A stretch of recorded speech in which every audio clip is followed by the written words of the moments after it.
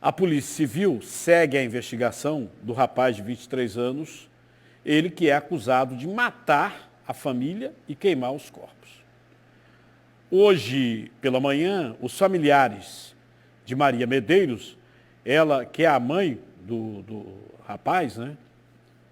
Os familiares foram no IML para fazer coleta de DNA, porque passa pelo exame médico legal, esse exame de DNA, a identificação dos corpos, porque a situação em que os corpos foram encontrados não tem nenhuma possibilidade de fazer reconhecimento.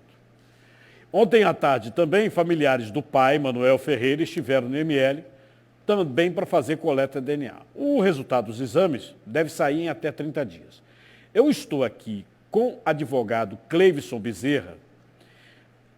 Dr. Cleivson, ele é o defensor do Thales Manuel Medeiros.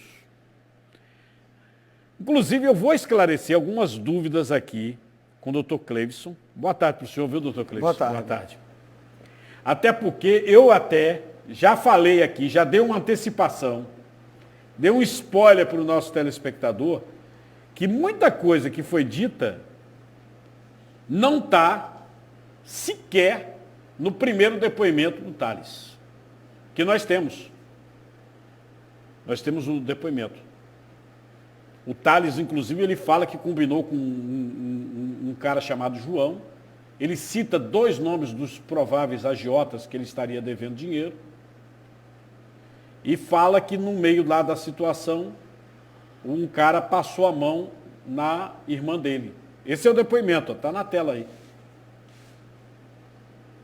Agora, o que eu achei interessante, ele não fala que atirou na família, doutor. Ele para o senhor, ele disse que atirou ou não? Então, primeiramente, boa tarde a todos. Boa tarde, Cardinô. Como eu venho sempre dando entrevista, eu gostaria de prestar meus sentimentos aos familiares. Um crime desse, né? Que teve uma grande magnitude. Com relação aos depoimentos, que inclusive você mostrou aqui agora, só para adiantar, para esclarecer também, eu não forneci os depoimentos. Não, tudo indica que a própria polícia... Não, na verdade, os depoimentos impressos, que foi mostrado aqui, só para deixar claro para os telespectadores, não, isso aí, que não inclusive, foi eu deixo claro, não foi o senhor não, eu já tinha. Certo. Até para... Eu sei como é que é a situação da defesa, numa situação dessa. Precisa resguardar o máximo possível. A gente já tinha, agora o senhor tem conhecimento desse depoimento, desse material, né, até porque o senhor é advogado, e tem uma controvérsia muito grande do que estava sendo dito e do que consta do depoimento do rapaz, que o senhor está defendendo. Realmente. Para falar a verdade, com relação a disparos de armas de fogo, não se constata, né? Até pelo depoimento dele que você próprio veiculou. Com relação à participação de outros indivíduos, seria interessante eu me aprofundar e até o próprio delegado, no desenrolar do inquérito policial, atestar realmente se foram essas pessoas. Ele fala aqui num tal de João. Ele fala aqui que entrou em contato com o João, que mora na Vargem, se ele estava a fim de fazer um roubo, que João alegou que tinha uma equipe pronta para fazer o assalto, que a motivação era porque tinha uma dívida com o agiota, dívida essas de farras, que ele devia R$ 1.200 a cada um dos agiotas. Ele cita que os agiotas, Cleiton e Neto, que não estava recebendo ameaças dos agiotas, pois ainda não tinha vencido o prazo para pagar. Uhum. Que é aí que é uma coisa interessante. Ele armou o assalto antes mesmo de sofrer qualquer tipo de represália por conta de quem estava devendo. Infelizmente, quando ele foi ouvido a primeira vez em sede de delegacia policial, eu não tive a oportunidade de acompanhá-lo. Eu estava em trânsito, estava indo Certamente o senhor ia mandar ele ficar calado. Ele tem um direito constitucional ao silêncio. Nesse momento o senhor mandou ele... Não, aí posteriormente à audiência de custódia, eu consegui entrevistá-lo, né, em sede de delegacia e instruir ele a permanecer em silêncio até eu ter a oportunidade, no momento mais tranquilo, de conversar com ele.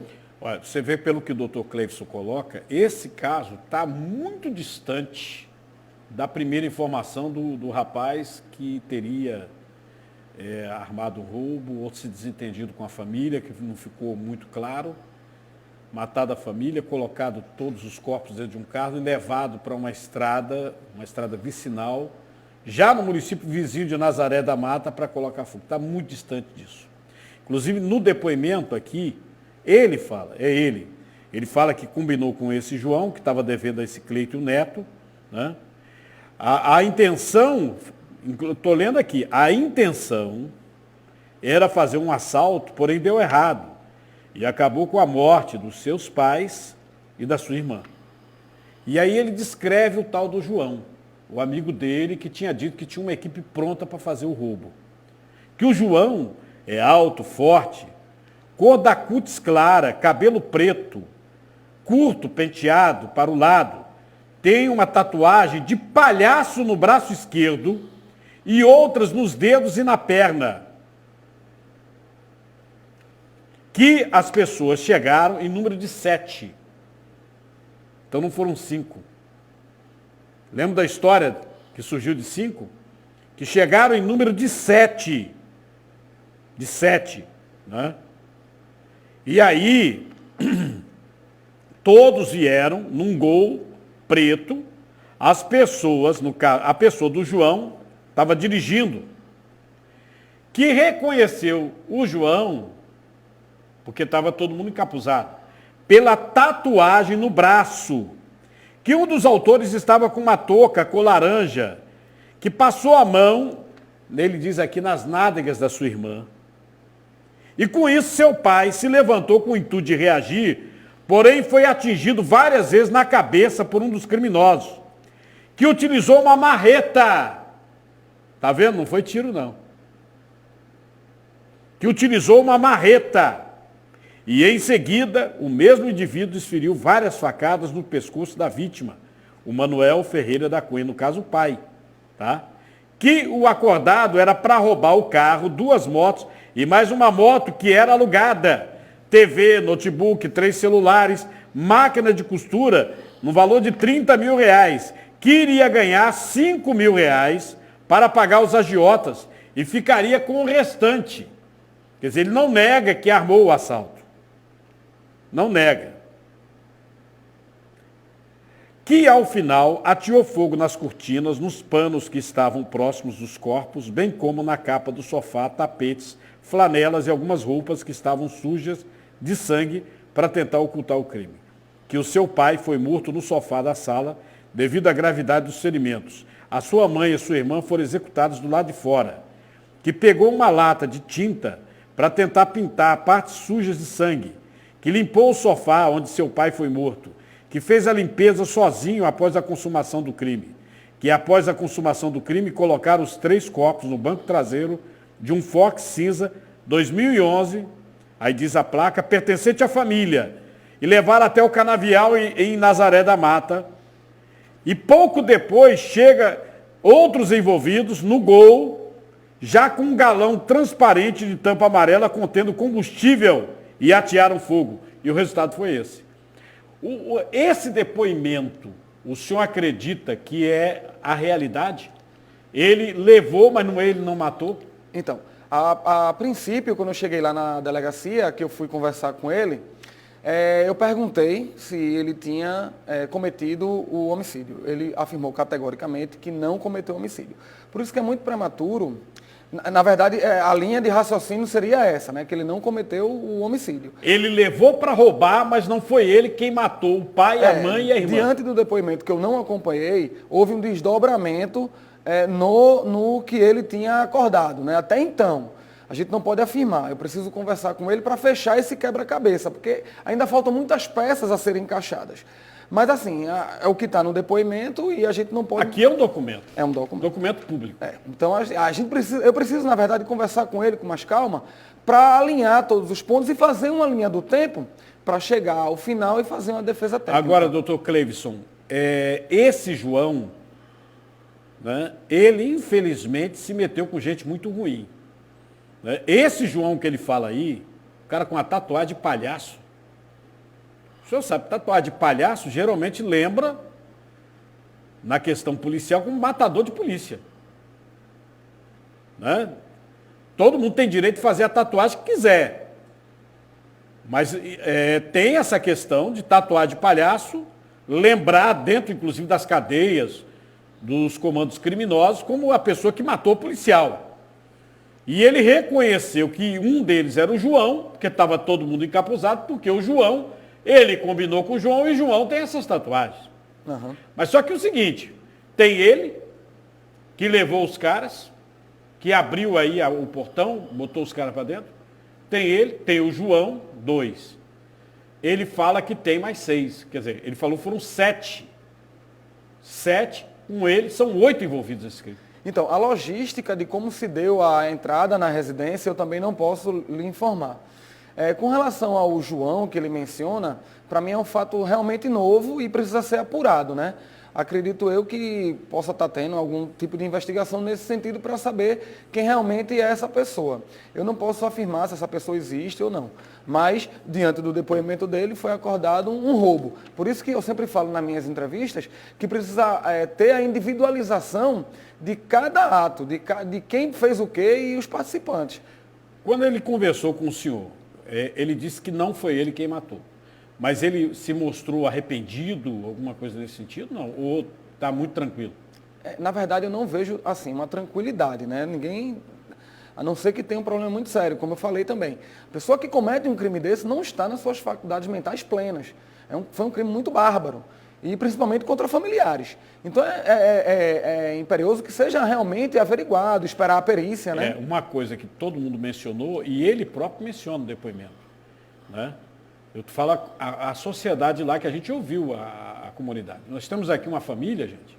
Essa família aqui era o seguinte, era uma família que vivia dentro da igreja. Era uma família que não era afeita a farra, festa, nada.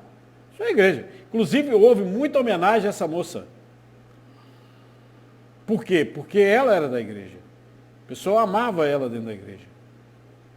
A gente vê nas redes sociais as homenagens. Só que o Thales não. A informação é que era um cara de farra, de gente ruim, andava com gente ruim. Eu estou falando isso que é o pessoal que está dizendo, viu? Inclusive eu tenho um depoimento. Ele, em algum momento, falou que usa droga, alguma coisa, que estava sob efeito de alguma coisa? Eu não perguntei, não fiz essa pergunta para ele, mas a gente vê, você, Cardinal, que trabalha com jornalismo policial, você sabe quando a pessoa é usuário de entorpecente, tem uma estatura, um físico, um porte físico diferente, não é bem tratado, e a gente olha para ele e vê que ele é uma pessoa bem tratada, não é muito magro, como dizem, né? É um zumbi. Não. A gente vê que ele é uma pessoa... realmente... Não tem aspecto de ser um usuário de entorpecente. Principalmente se for crack, né? Não tem ideia de ser crack. Agora, a vizinha, olha o que a vizinha disse, ó. Não tem nada de estranho, não. Apesar que a mãe dele é crente, o pai é crente, a irmã é crente, é gente boa. Passava de moto, tudinho. Bom dia, boa tarde, boa noite. Normalmente, a rotina deles era normal. Ela era para pular com todo mundo, tá entendendo? Falava com todo mundo. A gente não podia imaginar que ia acontecer um negócio desse, né? Teve gente que não dormiu, teve gente que passou mal, tomou comprimido de pressão e tudo, porque é chocante um negócio desse, horrível. Trabalhei com o pai, uma das vítimas, que é o pai, e a gente ficou em choque agora, uma situação dessa, a gente nunca presenciou isso aqui na cidade de Carpina, pra gente é um choque, né? Lamentável mesmo, pessoas muito boas. Eu não conhecia o pai não, mas tinha os amigos conhecidos de Carpina, e o pai dele, rapaz, sustentava ele com amor e carinho, e ele terminou matando o pai através dessa cachaça, dessa maconha. Juntou os 5 colegas para matar o pai. Matou o pai, como era conhecido, aí matou também a mãe e a irmã. Isso tudo aconteceu noite e madrugada. Inclusive está aqui no depoimento, ele fala desse João, que seria o cara da tatuagem dos dedos, tatuagem de palhaço, né? E ele fala que o carro foi levado para a desova 2h30 da madrugada. Inclusive, acredito até que possa ter caído aí nesse buraco, né, tentando passar, porque de madrugada, né? É estranho, o carro dentro do buraco. Ou então empurraram. Mas no depoimento não tem isso aqui, não. Ele fala desse João e fala de um tal de Pretinho.